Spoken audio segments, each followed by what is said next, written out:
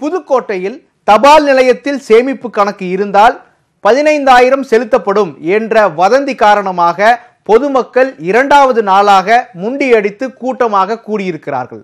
என்ன நடந்தது? மக்கள் எப்படியெல்லாம் ஏமாறுகிறார்கள் என்பதை மையமாக கொண்டு வெளியான சதுரங்க வேட்டை படத்தில் வரும் காட்சிதான் இது. குறைந்த விலையில் நகை விற்கப்படுவதாக பரப்பப்பட்ட பொய்யை நம்பி அதிகாலையிலேயே நகைக்கடை வாசலில் மக்கள் குவிந்திருப்பார்கள். இதேபோல் புதுக்கோட்டை நகர பகுதிகளில் இருக்கும் பெரும்பாலான தபால் நிலையங்களிலும் மக்கள் கூட்டம் அலை மோதுகிறது.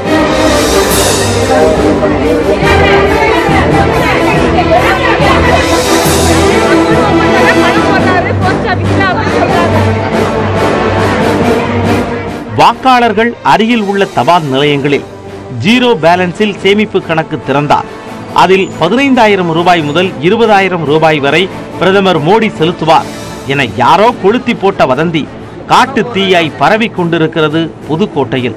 போஸ்ட் நகர் போகிற வீதியில் உள்ள போஸ்ட் ஆஃபீஸில் மோடி பணம் போடுறதா ஜீரோ பேலன்ஸில் அக்கௌண்ட் ஓப்பன் பண்ண சொல்கிறாங்க போஸ்ட் ஆஃபீஸில். அதுக்கு கூட வந்து நின்று ஓப்பன் பண்ண வந்திருக்கோம். அதனால் எதுக்குன்னு தெரியல. மக்கள் ஏழை மக்களுக்கா இல்லை எலெக்ஷன் எஃபெக்டா என்னங்கிறது தெரியல. ஒன்றும் தெரியாமல் தான் மக்கள் வந்துக்கிட்டு இருக்கோம். எல்லாம் ஏழைப்பட்ட மக்கள் தான் வந்து போட்டுக்கிட்டு இருக்கோம். இது வதந்தி என தெரிந்தும் நட்பாசையில் பலர் நீண்ட வரிசையில் காத்திருந்து சேமிப்பு கணக்கை தொடங்கி வருகின்றனர்.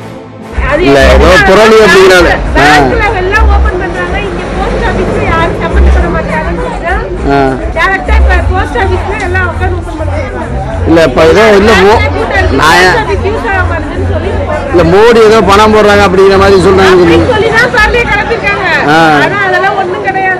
வாக்காளர்களுக்கு சேமிப்பு கணக்கில் பணம் செலுத்தப்பட உள்ளதாக பரவிய வதந்தியால் பலர் அன்றாடம் வயிற்று பிழைப்பிற்காக செய்யும் வேலைகளை கூட ஒதுக்கி வைத்துவிட்டு தபால் நிலையங்களில் பல மணி நேரம் காத்திருப்பதாக கூறும் சமூக ஆர்வலர்கள் வதந்தியை பரப்புபவர்களை கண்டறிந்து தண்டிக்க வேண்டும் என வேண்டுகோள் விடுத்துள்ளனர்.